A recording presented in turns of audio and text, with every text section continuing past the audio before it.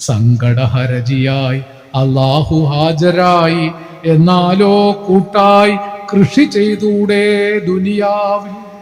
എങ്കിലങ്ങനെ തന്നെ അത്തീർപ്പിനപ്പീലുണ്ടോ ഞങ്ങളേവരും ഏകലോകക്കാർ പൊന്നാനിക്കാർ.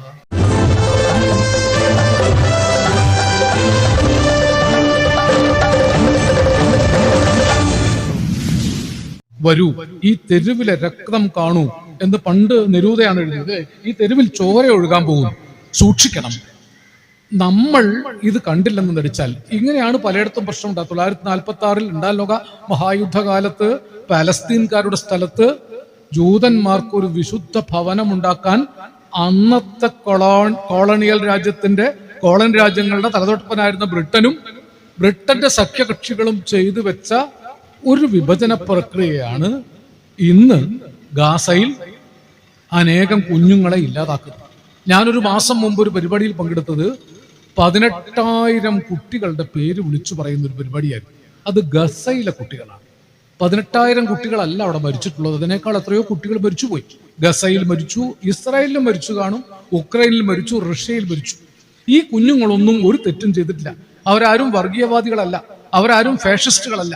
46-ലും 47-ലും ഒക്കെ ദീർഘവീക്ഷണമില്ലാത്ത ആളുകൾ നാളെ വർഗീയത ഉണ്ടാക്കാൻ പാകത്തിൽ ഒരു മണ്ണിൽ ഒരുക്കി വെച്ച കെണിയുടെ ഫലമായി അതിലൊന്നും ഒരു പങ്കും വഹിക്കാത്ത അനേകം കുഞ്ഞുങ്ങൾ മരിച്ചുകൊണ്ടിരിക്കുന്നു. ഇങ്ങനെ ഓരോരോ കെണി ഉണ്ടാക്കി വെക്കുന്ന ആളുകളൊക്കെ മരിച്ചുപോകും. പക്ഷേ പിന്നീട് വരുന്ന തലമുറ അവർ ചെയ്യാത്ത കുറ്റത്തിന് വർഗീയതയുടെ ഇരകളായി പിടഞ്ഞു മരിച്ചു പോകുന്ന കാഴ്ച കാണേണ്ടി വരുമല്ലോ എന്ന ദുഃഖമാണ്. ഇത് സൂക്ഷിക്കേണ്ടതാണ്. ഇതിപ്പോൾ കേവലമായ ഒരു മതപ്രശ്നമായിട്ടല്ല, ആരാധന പ്രശ്നമായിട്ടല്ല, പൂജാ പ്രശ്നമായിട്ടല്ല, മറ്റെന്തെങ്കിലും ആരാധനയുടെ ഭാഗമായിട്ടല്ല. ഇതിൻ്റെയൊക്കെ ഉള്ളിൽ മറച്ചു പിടിക്കപ്പെട്ട മതരാഷ്ട്രീയ അജണ്ടകളുണ്ട്. ഇത് ആയിരുന്നില്ല നമ്മുടെ നാട്. ഇത് പൊന്നാനി താലൂക്കാണ്. പൊന്നാനി താലൂക്കിൽ ആണ് തുഞ്ചത്തെഴുത്തച്ഛൻ, ഇവിടെ അടുത്തല്ലേ, തിരൂർ തുഞ്ചൻ പറമ്പിൽ 1600-ൽ, അതായത് 400 കൊല്ലം മുമ്പ് മുസൽമാനായ മരക്കാന്റെ കുട്ടിയെ അക്ഷരം പഠിപ്പിച്ചു. അവർണ കുട്ടികളെ അക്ഷരം പഠിപ്പിച്ചു. അദ്ദേഹം ചെയ്ത വലിയ തെറ്റതാണ്. മുസൽമാന്റെ കുട്ടിയെയും അവർണ കുട്ടിയെയും അക്ഷരം പഠിപ്പിച്ചതിന്റെ പേരിൽ സാമൂതിരിയുടെ സങ്കേതക്കാർ പരാതിപ്പെട്ട് അദ്ദേഹത്തെ നാട് കടത്താനല്ല, ആദ്യം വധശിക്ഷയ്ക്കാണ് വിധിച്ചത്. പിന്നീട് ആഴ്വാഞ്ചേരി തമ്പറക്കൾ ഇടപെട്ട് നാട് കടത്താൻ വിധിച്ചു. അദ്ദേഹം വന്ന് താമസിച്ചത് ഇവിടെ ചക്കുപുരക്കൽ എന്ന് പറയുന്ന ചമ്രവട്ടത്താണ്. ഇവിടെ വന്ന് താമസിച്ചിട്ടാണ് അദ്ദേഹം ജാതി നാമാദികൾക്കല്ല ഗുണഗണം എഴുതുന്നത്. ജാതിക്കും മതത്തിനും അല്ല ഗുണം, മനുഷ്യനാണ് ഗുണമുള്ളത്. ഏത് മതത്തിലും ജാതിയിലും മനുഷ്യരാണ് ഉള്ളത് എന്ന് കൃത്യമായി 400 കൊല്ലം മുമ്പ് എഴുതി. ഋതുവായ പെണ്ണിനും ഇരപ്പനും ദാഹകനും പതിതനും അഗ്നിയജനം ചെയ്ത ഭൂസുരനും ഹരിനാമ കീർത്തനം ഇതൊരു നാളും ആർക്കും ഉടൻ അരുതാത്തതല്ല. നമുക്കൊരു ചരിത്രമുണ്ട്. 400 വർഷം മുമ്പ് എഴുത്തച്ഛൻ, അതിനുശേഷം വന്ന എത്രയോ കവികൾ. ഞാനിവിടെ പണ്ട് എൻ്റെ പ്രിയപ്പെട്ട സുഹൃത്തായിരുന്നു CK കൈമലശ്ശേരി. CK കൈമലശ്ശേരി ഞാനും ഇവിടെ തന്നെ എത്രയോ മതേതര സൗഹൃദ വേദികളിൽ പങ്കെടുത്തിട്ടുണ്ട്. എത്രയോ മനുഷ്യനാണ്, മതമല്ല പ്രധാനം. മതത്തിൽ നിന്നുകൊണ്ട് ഞാനത് പഠിപ്പിച്ചു. മതങ്ങളൊന്നും ഇതര മതത്തിന് എതിരാണെന്ന് ഞാൻ വായിച്ച മതഗ്രന്ഥങ്ങളൊന്നും പഠിച്ചിട്ടില്ല, പഠിപ്പിച്ചിട്ടുമില്ല. പക്ഷെ ഇത് തെറ്റിദ്ധരിപ്പിക്കാൻ വേണ്ടി ബോധപൂർവം നിരന്തര പ്രചാരണങ്ങൾ നടത്തുകയാണ്. അതിന് സോഷ്യൽ മീഡിയ പോലെ വൻ സംവിധാനങ്ങളെ ഉപയോഗപ്പെടുത്തുന്നു. അതിന് കോടാനുകോടി പണം ചെലവ് ചെയ്ത് പ്രൊഫഷണലുകളെ ഉപയോഗപ്പെടുത്തിക്കൊണ്ട് വർഗീയതയുടെ ആഘോഷങ്ങൾ നാടൊട്ടുക്ക് പ്രചരിപ്പിക്കുന്നു. ഇതിന്റെ ആപത്തുകൾ അറിയാതെ ആളുകൾ അതിൽ ആകൃഷ്ടരായി തീനു ചുറ്റും ഈയാംപാറ്റകൾ എന്നതുപോലെ വന്ന് മരിച്ചു കൊഴിഞ്ഞു വീഴുന്ന ദുഃഖകരമായ ഒരു കാഴ്ചയിലേക്ക് നമ്മുടെ നാട് പോകുന്നു എന്നല്ലോ എന്ന വേദനയാണ്. ഞാൻ എഴുത്തച്ഛനെ കുറിച്ച് പറഞ്ഞു. പിന്നീട് വന്ന ഏത് കവി എടുത്താലും പൂന്താനം കൂടിയല്ല പിറക്കുന്ന നേരത്തും കൂടിയല്ല മരിക്കുന്ന നേരത്തും മധ്യേ ഇങ്ങനെ കാണുന്ന നേരത്ത് മത്സരിക്കുന്നത് എന്തിന് നാം വൃഥ. ഈ മലപ്പുറം ജില്ലയിൽ തന്നെ, ഇതൊക്കെ മലപ്പുറം ജില്ലയിലാണ് മലയാള ഭാഷ പിറന്നത്. മലയാള ഭാഷ മാത്രമല്ല, മലപ്പുറം ജില്ലയിലാണ് പൂന്താനത്തെ പോലൊരു മഹാകവി ഉണ്ടായത്. ലോക സംസ്കൃത കവികളിൽ ഒന്നാം സ്ഥാനക്കാരനായ ഒരു വലിയ സംസ്കൃത കവി മലപ്പുറം ജില്ലയിൽ നിങ്ങളുടെ അടുത്താണ്. ഇവിടെ നദി ദൂരമില്ല. മേൽപ്പത്തൂർ ചന്ദനക്കാവ്, തിരുനാവായ ചന്ദനക്കാവിലാണ് ഇന്ത്യയിലെ തന്നെ ഏറ്റവും പ്രധാനപ്പെട്ട ഒരു സംസ്കൃത കവി. അദ്ദേഹത്തിന്റെ പേര് മേൽപ്പത്തൂർ നാരായണ ഭട്ടതിരി എന്നാണ്. അജ്ഞാത്വാത്തെ മഹത്വം യദിഹ നിഗദിതം വിശ്വനാഥ ക്ഷമേധ സ്തോത്രം ചൈതൽ സഹസ്രോത്തരം അധികതരം ത്വൽപ്രസാദായ ഭൂയാദ്വേധ നാരായണീയം ശ്രുതിഷു ച ജനുഷാം സ്തുത്യതാ വർണ്ണനേന സ്പീതം ലീലാവതാരൈരിതമിഹ കുരുതാം ആയുരാരോഗ്യ സൗഖ്യം. മലയാളത്തിൽ ഇത്രയും നല്ലൊരു സംസ്കൃത കാവ്യം വേറെ ഉണ്ടായിട്ടില്ല. ആയുരാരോഗ്യ സൗഖ്യത്തിനാണ് കാവ്യം. അതെഴുതിയ മേൽപ്പത്തൂർ നാരായണ ഭട്ടതിരി ഇവിടുത്തുകാരനാണ്. ലോകത്തിലെ തന്നെ ഏറ്റവും പ്രബലനായ അറബി മലയാള മഹാകവി മലപ്പുറം ജില്ലയിലാണ്. മോയിൻകുട്ടി വൈദ്യർ എന്നാണ് അദ്ദേഹത്തിന്റെ പേര്.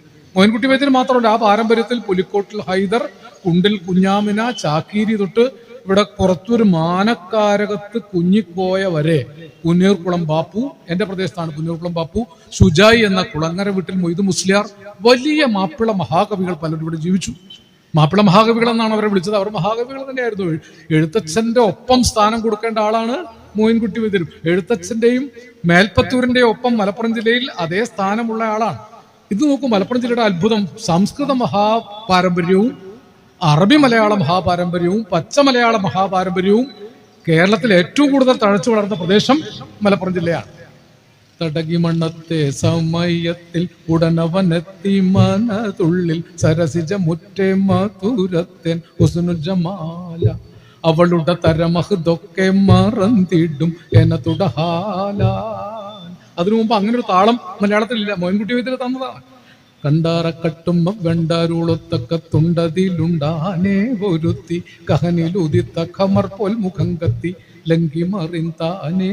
അതിനു മുമ്പ് അങ്ങനെ ഒരു താളം മലയാളത്തിലില്ല. ഒയ്യേ എനിക്കുണ്ട് പയ്യൽ പീറായത്തിൽ ഒത്തൊരു മീത്ത് കള്ളിത്തും കൊണ്ട് ഒരുവൻ ഉറ്റൊരു വാക്ക് ഞാൻ തെറ്റിടാതെ അയ്യവൻ നാമത്തെ മൊയ്യും സൈനു തുജ ആമേയൻ നാമം നസീമത്തെൻറും താങ്കൾക്കാശയും വൻ വിശ്വാസം തന്നിൽ അരസൻ നീക്കാഹെന്നെ പിരിശത്തിൽ ചെയ്യുവാനും ആടും ദീനം വീട് കൂടുവാനും ദിവസം ആശയിൽ നീച്ച് ഇച്ചോശ വീശി. ഈ മൂന്ന് പാരമ്പര്യവും നമ്മുടെ പാരമ്പര്യമാണ്. മോയിൻകുട്ടി വൈദ്യരെ നമ്മൾ നാട് കടത്തിയിട്ടില്ല. എഴുത്തച്ഛനെയാണ് പിന്നെയും നാട് കടത്താൻ സവർണ ബ്രാഹ്മണർ ശ്രമിച്ചത്. പക്ഷെ അദ്ദേഹത്തെയും നമ്മൾ നാട് കടത്തിയത് ഇവിടെ തന്നെയാണ്. ചമ്രോട്ടത്താണ് അദ്ദേഹം നിന്നത് എഴുതിയത്. നമ്മൾ മേൽപ്പത്തൂർ നാരായണ ഭട്ടതിരിയും നാട് കടത്തിയില്ല. മഹാസംസ്കൃത പണ്ഡിതന്മാർ കേളല്ലൂർ സോമയാജിപ്പാട്, കലനശാസ്ത്രം എഴുതിയ കേളല്ലൂർ സോമയാജിപ്പാട്, ഇവിടെ ഈ ചമ്രവട്ടത്തുണ്ടായിരുന്ന വടശ്ശേരിയിലത്ത് പരമേശ്വരൻ നമ്പൂതിരി, പുതുമന ചോമാതിരി പോലുള്ള മഹാസംസ്കൃത ജ്യോതിശാസ്ത്ര പണ്ഡിതന്മാർ, ലോകത്തിലെ തന്നെ ഏറ്റവും വലിയ ജ്യോതിശാസ്ത്ര മഹാപണ്ഡിതൻ ആര്യഭടൻ ചമ്രവട്ടത്തുകാരനായിരുന്നു. ആര്യഭടന്റെ നാടാണ് ചമ്രവട്ടം. ഇതൊക്കെ ഉണ്ടായിരുന്ന മലപ്പുറം ജില്ലയാണ് ജിഹാദികളുടെ ജില്ലയാണെന്ന് പറഞ്ഞ് ഒരു സമുദായ നേതാവ് ദിവസേന ലഭ്യം പറയുന്നു. മലപ്പുറം ജില്ലയുടെ അടുത്ത് പാലക്കാടിന്റെ അതിർത്തിയിൽ ഒരു ആന ചത്തപ്പോ, ആന ചെരിയാന്ന് പറയാ, ചത്തു എന്നല്ല പറയാം, ആന ചെരിഞ്ഞപ്പോൾ അത് ചെരിഞ്ഞത് ചത്തതെന്നാവർ പറഞ്ഞു ചത്തത് മലപ്പുറം ജില്ലയിലാണെന്നും ജിഹാദികളുടെ ജില്ല ആയതുകൊണ്ടാണ് ആനയ്ക്ക് പോലും രക്ഷയില്ലാത്തതെന്നും പ്രചരിപ്പിക്കുന്നു. അത് പരസ്യമായിട്ട് പ്രചരിപ്പിക്കുന്നു. ഒരു വശത്ത് ഇത് പ്രതിരോധിക്കാൻ വന്ന ആളുകൾ മറ്റൊരു നിലയ്ക്ക് സ്വന്തം രാഷ്ട്രം സ്ഥാപിച്ചാലേ ഇവിടെ രക്ഷയുള്ളൂ എന്ന് പരസ്യമായിട്ട് പ്രഖ്യാപിക്കുന്നു.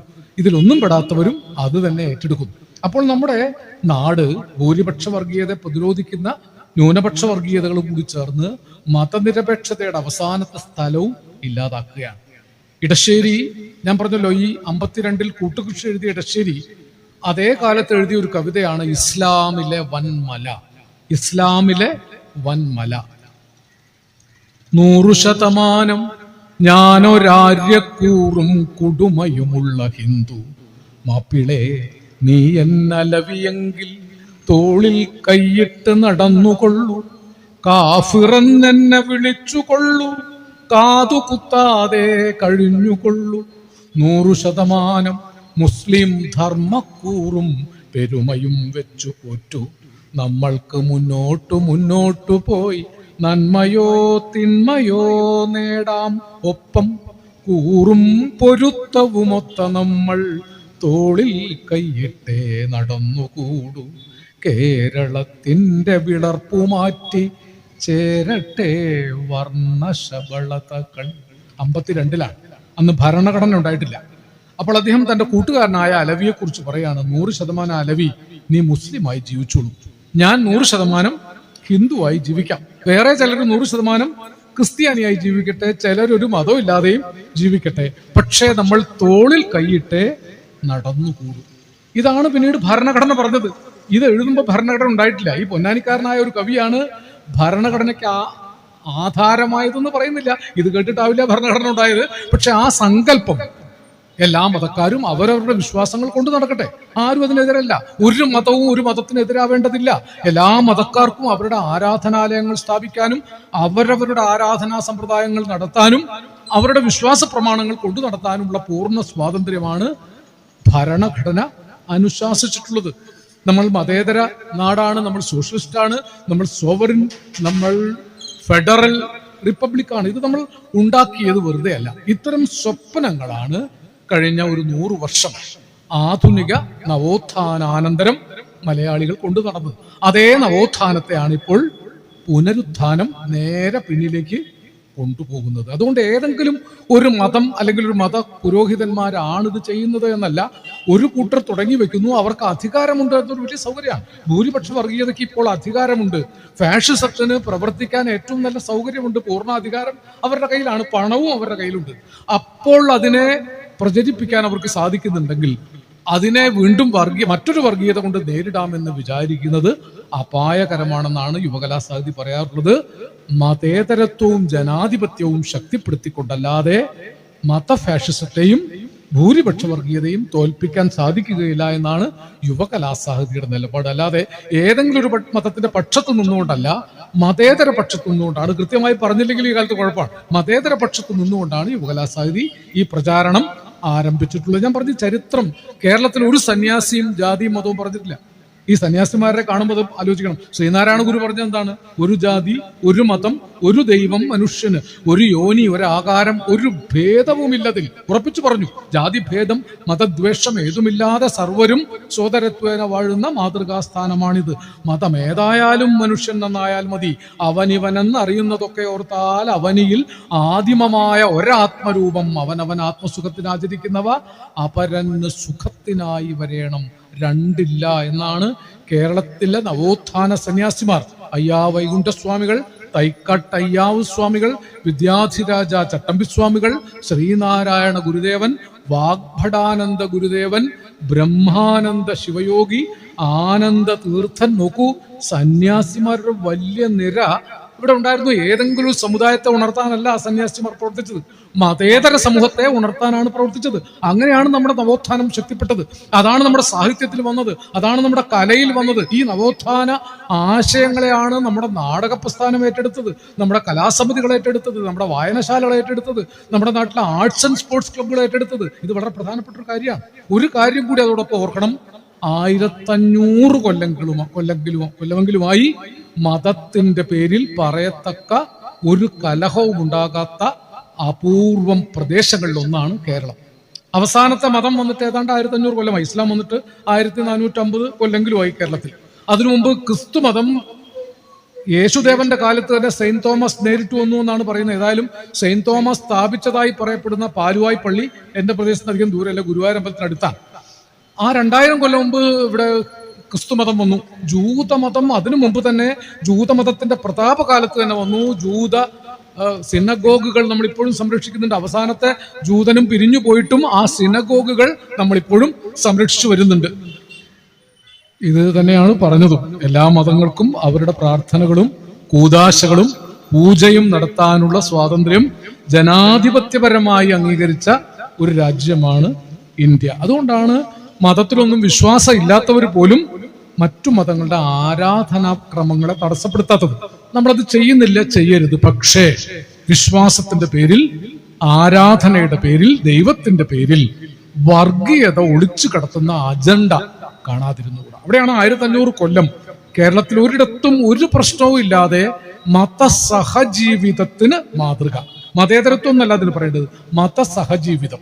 പ്രശ്നങ്ങളൊക്കെ അന്നും ഉണ്ടായിരുന്നു. ആ പ്രശ്നങ്ങളൊക്കെ പരിഹരിക്കാനുള്ള ഒരു ക്രമീകരണം മതങ്ങളും മതപുരോഹിതന്മാരും മതാധികാരികളും വിശ്വാസികളും തമ്മിൽ ചെയ്തിരുന്നു. അങ്ങനെയാണ് 1500 കൊല്ലം കേരളം മതസഹജീവിതത്തിന് മാതൃകയായത്. ആ മാതൃകയാണ് ബോധപൂർവം തകർക്കണം.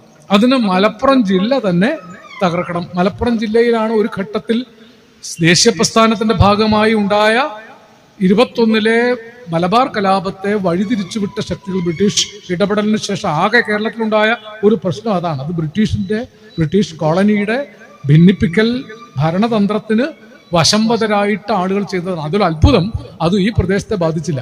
അന്ന് കെ കേളപ്പനും കെ വി നൂറുദ്ദീൻ സാഹിബിന്റെ പിതാവും പൊന്നാനി തങ്ങളും ചേർന്ന് ലഹളക്കാരായി വന്നവരെ ചമ്രോട്ടത്തിനാണ് മടക്കി വെച്ചത്. അതും ചരിത്രത്തിന്റെ ഭാഗം. ഈ പ്രദേശത്ത് അതിന്റെ പേരിൽ പോലും ഒരു അലോസരം ഉണ്ടായിട്ടില്ലാത്ത പ്രദേശമാണ്. അപ്പൊ അത് നമ്മൾ കണ്ണിലെ കൃഷ്ണമണി പോലെ കാത്തു സൂക്ഷിക്കേണ്ടതുണ്ട്. ഈ മതസഹജീവിതം വളരെ പ്രധാനപ്പെട്ട ഒന്നാണ്.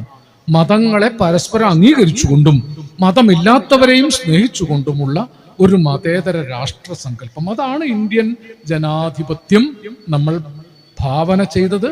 നവോത്ഥാനത്തിന് ശേഷം കേരളം ഏറ്റവും ശക്തമായി നമ്മുടെ നാടകപ്പാട്ടുകളിൽ അച്ഛനും ബാപ്പയും എന്നാണ് കെ.ടി. മുഹമ്മദിന്റെ ഒരു നാടകത്തിന്റെ പേര്. ഇത് നല്ല മനസ്സനാകാൻ നോക്കുക എന്നാണ് E.K. അയ്മൂർ എഴുതിയ നാടകത്തിന്റെ പേര്. നമ്പൂതിരിയെ മനുഷ്യനാക്കാനാണ് വീട്ടി ഭട്ടതിരിപ്പാട് അടുക്കളയിൽ നിന്ന് അരങ്ങത്തേക്ക് എന്ന നാടകം എഴുതിയത്. അന്നൊക്കെ അവരൊക്കെ മനുഷ്യന്മാർ തന്നെയായിരുന്നു, പക്ഷെ മനുഷ്യത്വം ഉണ്ടായിരുന്നില്ല. അപ്പൊ നമ്മുടെ നാടകങ്ങൾ, പാട്ടുകൾ, കലാസമിതി പ്രസ്ഥാനങ്ങൾ, കഥാപ്രസംഗങ്ങൾ, വായനശാലകൾ ആവർത്തിച്ച് ചെയ്തത് അതിന്റെ കൂടെയുള്ളൊരു പ്രസ്ഥാനമാണ് Yuvakalasahithi. IPTA, progressive writers association തുടങ്ങിയ കേരളത്തിലെ പുരോഗമന മാനവിക പക്ഷത്ത് നിന്ന പ്രസ്ഥാനങ്ങളുടെ പിന്തുടർച്ചയിലാണ് ഞങ്ങളും പ്രവർത്തിക്കുന്നത്. കൂട്ടുകൃഷിയെക്കുറിച്ച് പറഞ്ഞ കൂട്ടത്തിൽ കൂട്ടുകൃഷിയെ മുൻനിർത്തിക്കൊണ്ട് M. ഗോവിന്ദൻ എഴുതിയ പൊന്നാനിക്കാരന്റെ മനോരാജ്യം എന്ന അതിപ്രശസ്തമായൊരു കവിതയുണ്ട്. മർത്യനെ അവൻ്റെതാം മാർഗത്തിൽ ചേർക്കാനായി പുത്തനാമൊരു പള്ളി തീർക്കാമോ പൊന്നാനിയിൽ? പാറമേലല്ല, പൊള്ളുമാ മണൽ കാട്ടിലല്ല, മാളികപ്പുറത്തല്ല, മാനവഹൃദയത്തിൽ. മതമല്ലല്ലോ മാൺപുമുണ്മയും, മനുഷ്യന്റെ ഹിതമേ വിവേകമേ, നീ വിധികർത്താവിനി പൂജയും കൂദാശയും ഈമാനും പുതുക്കുക. പൂതജീവിതത്തിന്റെ പുത്തരിയംഗം വെട്ടി ആരെ നാം ഏൽപ്പിക്കും ഈ കാര്യങ്ങൾ? ഇടശ്ശേരി ഗോവിന്ദൻ നായരില്ലേ ഈഴവത്തിരുത്തിയിൽ സങ്കടഹരജിയായി അല്ലാഹു ഹാജരായി. എന്നാലോ കൂട്ടായി കൃഷി ചെയ്തൂടെ ദുനിയാവിൽ? എങ്കിലങ്ങനെ തന്നെ അത്തീർപ്പിനപ്പീലുണ്ടോ? ഞങ്ങളേവരും ഏകലോകക്കാർ പൊന്നാനിക്കാർ. ഗോവിന്ദൻ പറഞ്ഞത് പൊന്നാനിക്കാര് ഏകലോകക്കാരാണ്. പല മതങ്ങൾ ഇവിടെ ഉണ്ട്, പല ജാതികളുണ്ട്, പക്ഷെ ഞങ്ങൾക്കൊരു ഏകലോകമുണ്ട്. ആ പൊന്നാനി തന്നെയാണ് മലപ്പുറം. ആ മലപ്പുറം തന്നെയാണ് കേരളം. ആ കേരളം തന്നെയാണ് ഇന്ത്യ. എല്ലാ മതസ്ഥർക്കും മതങ്ങളുടെ അല്ല കുഴപ്പം, മതങ്ങളെ രാഷ്ട്രീയമായും പൗരോഹിത താല്പര്യങ്ങൾക്കനുസരിച്ചും വ്യാഖ്യാനിക്കുന്നതിൽ കുഴപ്പം മാത്രമാണ്. വിശുദ്ധ ഖുർആൻ അടിവരയിട്ട് പറഞ്ഞിരിക്കുന്ന ഒരു വാചകം, മനുഷ്യരെ നിങ്ങളെ ഞാൻ ഒരു സ്ത്രീയിൽ നിന്നും പുരുഷനിൽ നിന്നും സൃഷ്ടിച്ചിരിക്കുന്നു. നിങ്ങൾക്ക് വിവിധ ഗോത്രങ്ങളുടെ അടയാള വ്യത്യാസങ്ങൾ തന്നിരിക്കുന്നത് തമ്മിൽ തമ്മിൽ തിരിച്ചറിയാൻ വേണ്ടി മാത്രമാണ്. ഞാൻ ഇസ്മായിലും തമ്മിൽ 2 വ്യത്യാസം ഉണ്ടെങ്കിൽ ഒരുപക്ഷെ നിസ്കാരത്താകുമ്പോൾ ഉണ്ടാവും. ചിലർ ഇടത്തോട്ട് മുണ്ടിരിക്കും, ചിലർ തൊപ്പി വയ്ക്കും, ചിലർ ചന്ദനക്കുറി തൊടും, ചിലർ കൊന്തയും പൂണൂലും ധരിക്കും. ഇതല്ലാതെ മനുഷ്യ വംശത്തിന് വ്യത്യാസമില്ല. ഇത് ഇസ്ലാം ആവർത്തിച്ച് പറയുന്നുണ്ട്. നീ ഒരു നിരപരാധിയെ കൊന്നാൽ ലോകത്തിലെ സമസ്ത മനുഷ്യരെയും കൊന്നതിന് സമമാണ് എന്ന് ഇസ്ലാം പഠിപ്പിച്ചിട്ടുണ്ട്. ഒരാളെയും കൊല്ലാൻ ആ മതം അനുശാസിച്ചിട്ടില്ല. ഞാൻ വായിച്ച ഇസ്ലാം. നമുക്ക് ഇന്ന് അറിയാവുന്ന ഒരു കാര്യം, ഈ മതങ്ങളൊക്കെ ഇപ്പം ഭാരതീയ മതങ്ങളിൽ ഏറ്റവും പ്രധാനപ്പെട്ട ഹിന്ദു മതം എന്ന് വ്യവഹരിക്കപ്പെടുന്ന സനാതന മതം അതിന്റെ ഉപനിഷത്തുക്കളിൽ ആവർത്തിച്ചു പറയുന്ന ഒരു കാര്യം, ഈശാവാസ്യമിതം സർവം യത് കിഞ്ച ജഗത്യാം ജഗത്തേന തെറ്റേന ഭുഞ്ജീത മാകൃത കസ്യുസിദ്ധനം. ഒരു സംശയമില്ലാത്ത കാര്യം, ഈ കാണപ്പെട്ടതിലൊക്കെ ഈശ്വരനുണ്ട് എന്നാണ്. ഈശ്വരനിൽ വിശ്വസിക്കുന്നവർക്ക് അങ്ങനെ കണക്കാക്കാം, അല്ലെങ്കിൽ മനുഷ്യത്വം ഉണ്ടെന്ന് കണക്കാക്കാം. അതുകൊണ്ട് ആരെ വേദനിപ്പിച്ചാലും ഈശ്വരനെ വേദനിപ്പിച്ചതിന് സമമാണെന്ന് പഠിപ്പിച്ച ഒരു മതത്തിന്റെ വക്താക്കൾക്ക് ഏതെങ്കിലും ഒരു വിഭാഗത്തെ മാത്രം ഉണർത്താൻ സാധിക്കില്ല, മനുഷ്യരെ ഒന്നാകെ ഉണർത്താൻ സാധിക്കും. ദൈവം സ്നേഹമാകുന്നു എന്നാണ് യോഹന്നാന്റെ സുവിശേഷം പഠിപ്പിച്ചത്.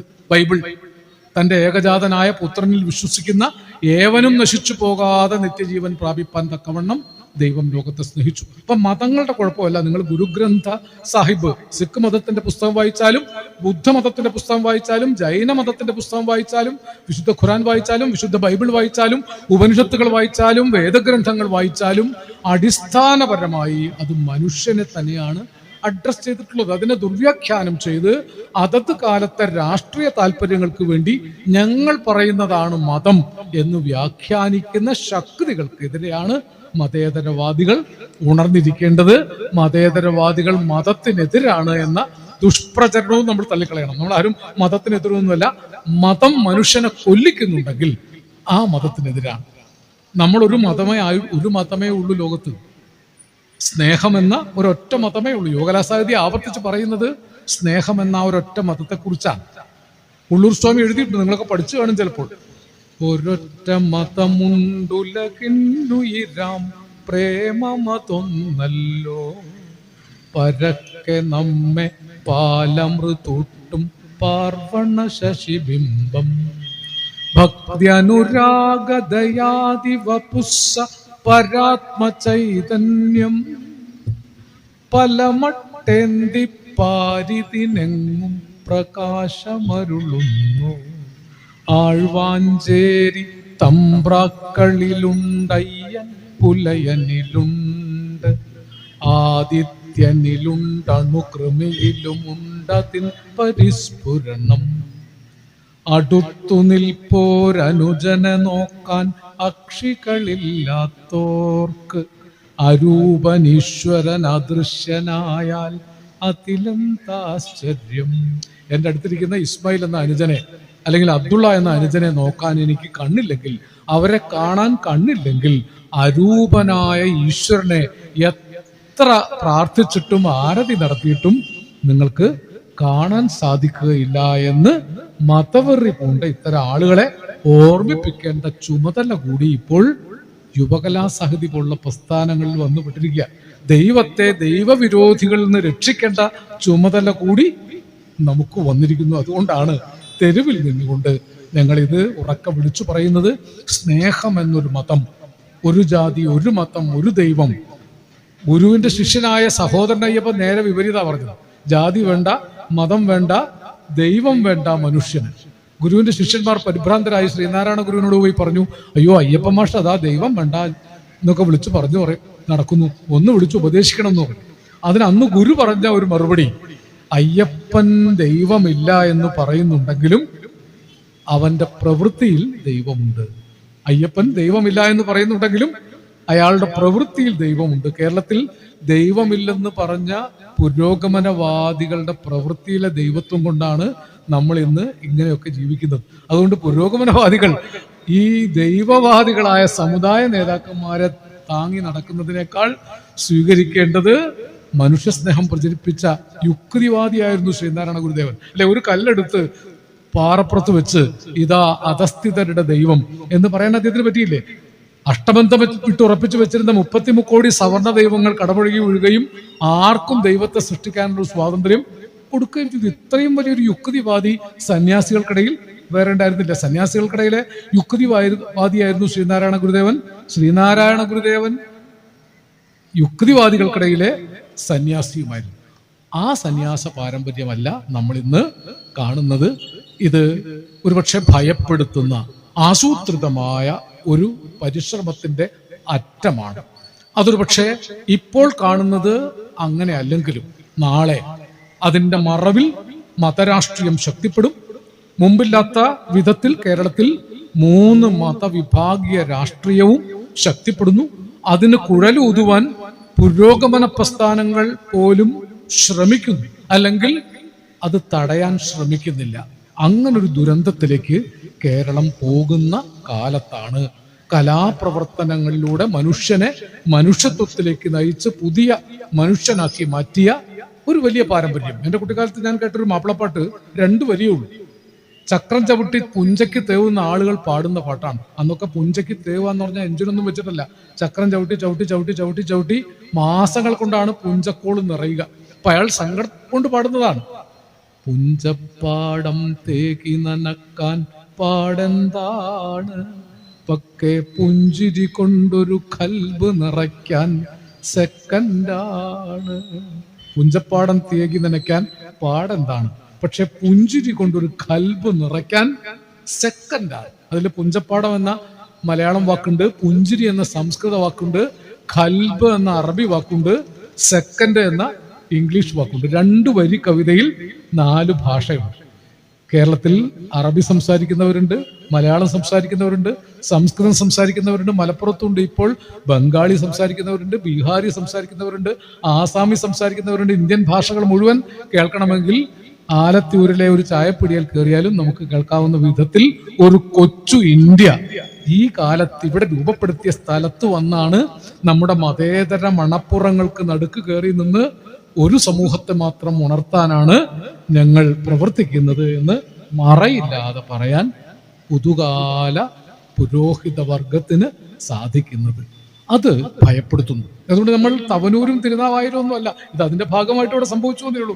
ഉദ്ഘാടനം സ്വാഭാവികമായിട്ട് ഇവിടെ ആയെന്ന് മാത്രം. കേരളത്തിന്റെ എല്ലാ തെരുവുകളും, ആയിരക്കണക്കിന് തെരുവുകളിൽ ഞങ്ങൾ ആരും കേട്ടില്ലെങ്കിലും ഇത് വിളിച്ചു പറയും. നമ്മുടെ കുഞ്ഞുങ്ങൾ നാളെ ജാതിയുടെയോ മതത്തിന്റെയോ പേരിൽ ഗസയിലെ കുട്ടികളെപ്പോലെ പേരില്ലാത്ത കുട്ടികളായി തെരുവിൽ പിച്ചി ചീന്തി എറിയപ്പെടരുത്. 6 മാസം മുമ്പ് ഒരു കുട്ടി കാല് പോയി ആശുപത്രിയിൽ നിന്ന് ബോധം വന്നപ്പോൾ ചോദിക്കുന്നുണ്ട്, 2 കാലും ഇല്ലാതെ ഞാൻ ഇനി എങ്ങനെയാണ് സ്കൂളിൽ പോവുക? ഞാനപ്പോൾ എൻ്റെ പേരക്കുട്ടി ഓർത്തു. നമുക്കൊക്കെ പേരക്കുട്ടികളുണ്ട്. അവർക്കൊക്കെ നാളെ ഈ കൊള്ളരുതായ്മ വളർന്നു വന്നാൽ നമ്മളൊക്കെ കടന്നു പോകും. നമ്മളൊക്കെ മിനിമം ഗ്യാരണ്ടി, ഞാനൊക്കെ ഏതായാലും മിനിമം ഗ്യാരണ്ടി പീരീഡ് കഴിഞ്ഞ ആളാണ്. ഇവരൊക്കെ കുട്ടികളാണ്. നമ്മളൊക്കെ കടന്നു പോകും. നമ്മളെ കുറിച്ചല്ല ഭയം നമ്മുടെ കുട്ടികളുടെ കുട്ടികൾ ഇവരുണ്ടാക്കുന്ന ഈ ആപൽക്കരമായ വരുംകാലങ്ങളിലേക്ക് വലിയ വിപത്തുണ്ടാക്കുന്ന വർഗീയതയുടെ വിഷത്തിൽ മുങ്ങി കുട്ടികൾ മരിച്ചു പോകാതിരിക്കണം, ഇല്ലാതാവാതിരിക്കണം. അതിന്റെ കാവൽ മനുഷ്യസ്നേഹികളുടെ ഉത്തരവാദിത്തമാണ്. ആ ഉത്തരവാദിത്വം ഇത് വള്ളത്തോളുടെ നാടാണ്. സോദരർ തമ്മിലെ പോരൊരു പോരല്ല, സൗഹൃദത്തിന്റെ കലങ്ങി മറിയലാം. ഹിന്ദു മുസ്ലിം സംഘർഷങ്ങളുണ്ടായ പാകിസ്ഥാൻ വിഭജനവാദം നിലനിന്ന കാലത്ത് മുസ്ലിങ്ങളും ഹിന്ദുക്കളും ശത്രുക്കളാണെന്ന് പ്രചരിപ്പിച്ച ബ്രിട്ടീഷ് നയത്തിനെതിരെ അദ്ദേഹം എഴുതിയതാണ്. വള്ളത്തോൾ നാരായണമേനോൻ. സോദരർ തമ്മിലെ പോരൊരു പോരല്ല, സൗഹൃദത്തിന്റെ കലങ്ങി മറിയലാം. ചെറിയ കുട്ടികൾ സഹോദരന്മാർ കളിക്കുമ്പോൾ അടിക്കും പിടിക്കും മാന്തും പിച്ചും കുറച്ചു കഴിഞ്ഞാൽ പഴയതിനേക്കാൾ ഏറെ സ്നേഹത്തിൽ കെട്ടിപ്പിടിക്കുക. അതുകൊണ്ട് കേരളത്തിലെ അല്ലെങ്കിൽ ഇന്ത്യയിലെ ജനങ്ങളെ തമ്മിലടിപ്പിക്കാൻ ചെന്നായുടെ രൂപം കൊണ്ടുവന്ന ബ്രിട്ടീഷുകാരൻ ശ്രമിക്കരുത്. യാ അല്ലാഹ് എന്നൊരു കവിതയുണ്ട് വള്ളത്തോളുടെ. യാ അല്ലാഹ് എന്നത് അന്ത്യപ്രവാചകൻ മുഹമ്മദ് നബി സല്ലല്ലാഹു അലൈഹി വസല്ലത്തെ കുറിച്ച് മലയാളത്തിലുണ്ടായ ഏറ്റവും പ്രധാനപ്പെട്ട ഒരു കവിതയാണ്. അത് എഴുതിയത് വള്ളത്തോൾ നാരായണ മേനോനാണ്. അതിൽ ഖലീഫ ഉമർ അന്ത്യപ്രവാചകൻ മുഹമ്മദ് നബി സല്ലല്ലാഹു അലൈഹി വസല്ലത്തെ ആക്രമിക്കാൻ ചെല്ലുന്ന ഒരു രംഗമാണ്. രോമാഞ്ചത്തോടു കൂടി അല്ലാതെ കവിത വായിക്കാൻ സാധിക്കില്ല. അതേ വള്ളത്തോളാണ് എഴുതിയത്. ഞങ്ങൾക്കൊരു ഗാന്ധി ഉണ്ടായിരുന്നു. ഗാന്ധി എല്ലാ മതങ്ങളെയും സ്വീകരിച്ച ആളാണ്. ഈശ്വർ അല്ലാ തേരെ നാം എന്ന് പഠിപ്പിച്ച ആളാണ്. നമുക്ക് 2 സമീപനങ്ങളുണ്ടായിരുന്നു. ഗാന്ധി പറഞ്ഞത് മതേതര സമീപനമാണ്. എല്ലാ മതങ്ങളെയും ഇതര മതങ്ങളെ കൂടി സ്നേഹിച്ചുകൊണ്ട് കൂട്ടിപ്പിടിക്കുന്നത്. നെഹ്റു പറഞ്ഞത് മതനിരപേക്ഷതയാണ്. മതങ്ങളെയൊക്കെ മാറ്റി നിർത്തുക, പൊതുസ്ഥലത്ത് മതമൊന്നും തന്നെ വേണ്ട. ഇത് 2ഉം ശരിയാണെങ്കിലും ഇന്ത്യ സ്വീകരിച്ചത് ഗാന്ധിയുടെ മതേതരത്വമാണ്. ഇതര മതങ്ങളെ കൂടി ചേർത്ത് പിടിച്ചുകൊണ്ട് എല്ലാ മതങ്ങളുടെയും സ്വാതന്ത്ര്യം അംഗീകരിച്ചുകൊണ്ട്, അങ്ങനെയാണ് ഭരണഘടന എല്ലാ മതങ്ങൾക്കും സ്വാതന്ത്ര്യം കൊടുത്തത്. ആ ഗാന്ധിയെ കുറിച്ചാണ് വള്ളത്തോൾ എഴുതിയത്.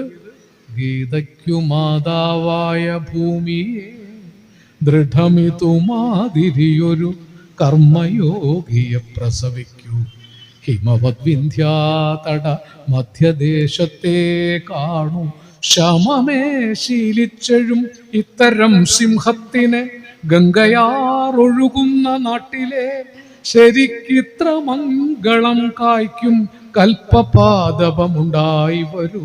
നമസ്തേ ഗതദർശ, നമസ്തേ ദുരാദർശ, നമസ്തേ സുമഹാത്മൻ, നമസ്തേ ജഗദ്ഗുരു.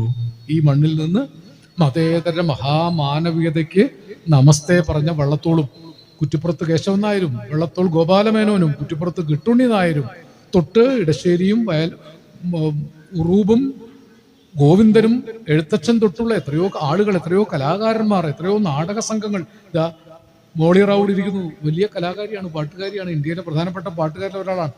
ബാബു ആലത്തൂർ ബാബു അവിടെ ഇരിക്കുന്നു, ജഗദീഷ് ബാബു, ഒരുപാട് ആളുകൾ ഉണ്ടായിരുന്നു ഇവിടെ. നാരായണൻകുട്ടിയേട്ടൻ ഉണ്ടായിരുന്നു, തിരൂർ ഷാബായി ഉണ്ടായിരുന്നു, യൂനസ് ബായി ഉണ്ടായിരുന്നു, വിൻസെന്റ് മാഷ് ഉണ്ടായിരുന്നു. ഞാനൊക്കെ പിച്ച വെച്ചത് ഇവരുടെ സംഗീത കളരിയിലാണ്. ഇവരൊക്കെ പാടിയത് നാടിനു വേണ്ടിയാണ്. അല്ല പടച്ചൊരു ഭൂമി ഇതിന്നൊരു കൂട്ടര് കുത്തകയാക്കി നിർത്തി, അതിനുടയതിരും നിലയുമെ ഇതുവരെ കണ്ടിടുകാതെ ജന്മി അകലയിരുന്നിട്ടതിൽ വിളയുന്നത് തിന്നുകയാണേ റബ്ബേ, തിന്നുകയാണേ. കെ ജി ഉണ്ണിയ എഴുതിയ പാട്ടാ, പാടിയിട്ടുണ്ടാവില്ല ആ പാട്ടൊക്കെ പഴയ കാലത്ത്. ഈ കാണും സങ്കടം തീർന്നിടുമോ, ഇന്നാട്ടിൽ ദാരിദ്ര്യം തീർന്നിടുമോ, മക്കളെ പോറ്റാൻ കഴിഞ്ഞിടും. എനിക്ക് പോക്കറിന്റെ ഏ മലയാളി കുറ്റപ്പുറത്തുകാരനായിരുന്ന ആലുക്കൽ അവറാൻ പേര് ഏ മലയാളി എന്നാക്കി. അവറാൻ എന്ന മതസ്വത്വം വെടിഞ്ഞ് മലയാളി എന്ന ദേശീയസ്വത്വം സ്വീകരിച്ചു.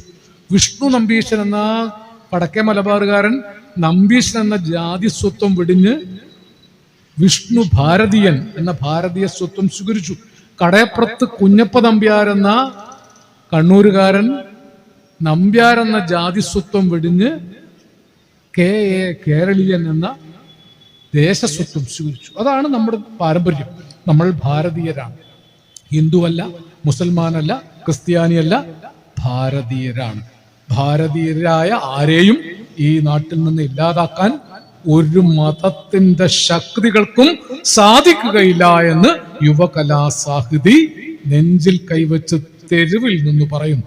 അങ്ങനെ ഏതെങ്കിലും ഒരു മതത്തിന്റെ രാഷ്ട്രമായിട്ട് ഒരു കാലത്തും ഇന്ത്യ നിലനിന്നിട്ടില്ല. അങ്ങനെ ഒരു രാഷ്ട്രമാക്കി മാറ്റുന്നതിന് മുമ്പ് ഒരുപക്ഷെ യുവകലാസാഹിതിയുടെ മുഴുവൻ സമരഭടന്മാരുടെയും നെഞ്ചിലൂടെ വേണ്ടിവരും അവരുടെ ടാങ്കർ ലോറികൾക്ക് പോകാൻ.